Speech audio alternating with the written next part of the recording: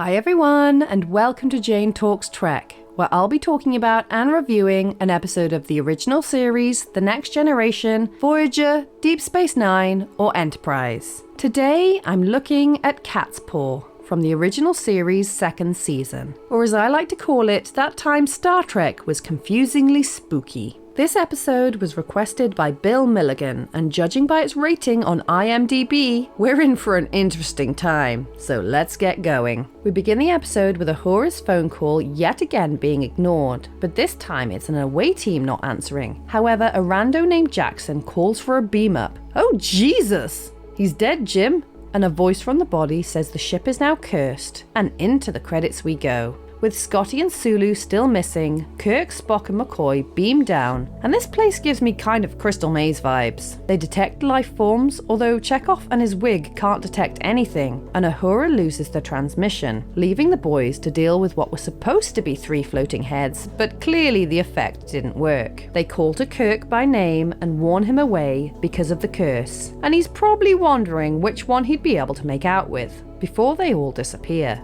They head for the life forms but are blown around, and they spot this massive out-of-nowhere Scooby-Doo castle, which is where the life forms are coming from. They have a quick chat about how weird this all is, before approaching the place.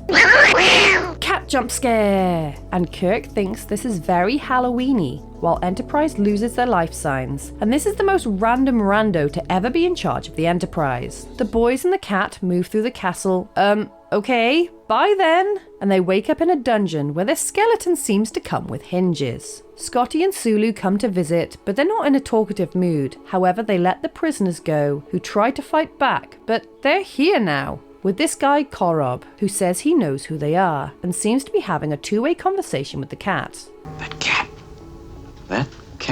Spock theorizes that the cat is a shape-shifting demon, and this guy is very me when it comes to writing my reviews. I do not understand that reference. Therefore, it also is of no importance. He insists they join him for dinner. Wait, where did Sulu come from? And Korob tries to bribe them into leaving, but Kirk refuses the offer, and Korob says they passed the test he set. Wait, flamboyant bald man setting tests? Maybe this is the Crystal Maze. The cat is sent on a mission. Now sissy that wow. And this woman Sylvia comes in telling them it's really easy to hypnotize people. There's your friend. Don't move.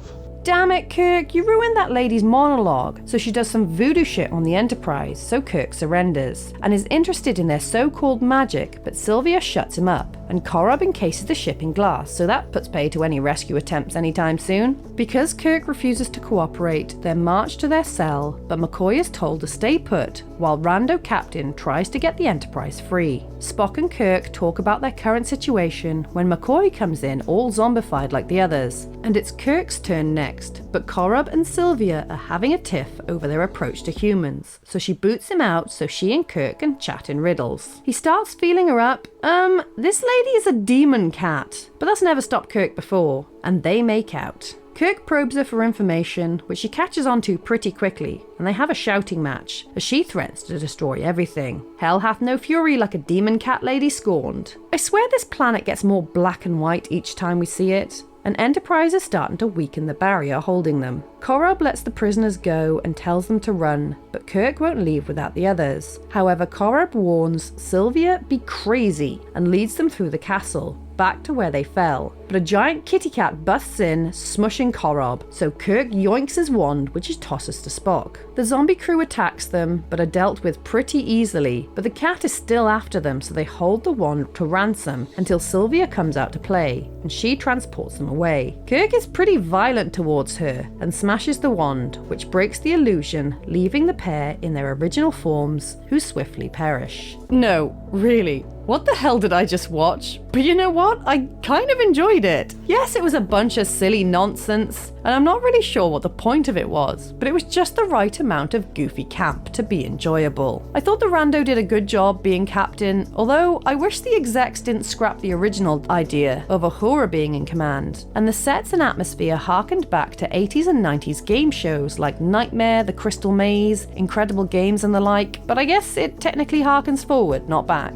I was sad to hear that the actor who played Korob passed away a month after the episode aired, and he did a good job with the role that could have easily gone over the top, a la Harry Mudd. Kirk once again made out with some woman, but at least this time there was a reason for it, and the acting was solid across the board. So as an episode, I'm not mad at it. So there you have it. That was Catspaw. If you have an episode of Star Trek you'd like me to cover, pop it down in the comments below or come say hi on social media. If you enjoyed this video, then please hit that like button, it really does mean a lot, or consider subscribing if you want to be assimilated into my channel. Alternatively, feel free to check out my other YouTube channels. Thank you so much for watching, I'll speak to you soon, and live long and prosper.